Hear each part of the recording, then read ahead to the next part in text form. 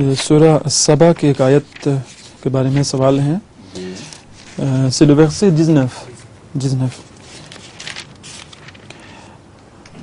Alors, أعوذ بالله من الشيطان الرجيم بسم الله الرحمن الرحيم.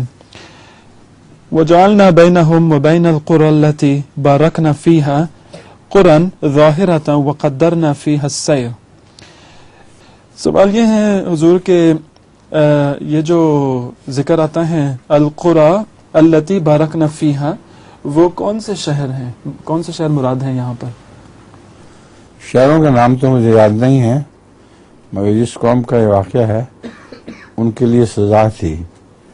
انہوں نے دعا کی تھی اللہ تعالیٰ سے، ربنا باعد بین اسفارنا، ہمارے سفروں کے درمیان فاصلے بڑھا دے.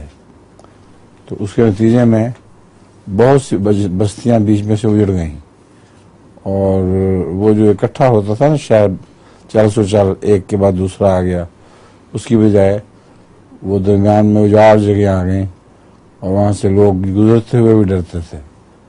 تو یہ اس دعا کا جواب ہے.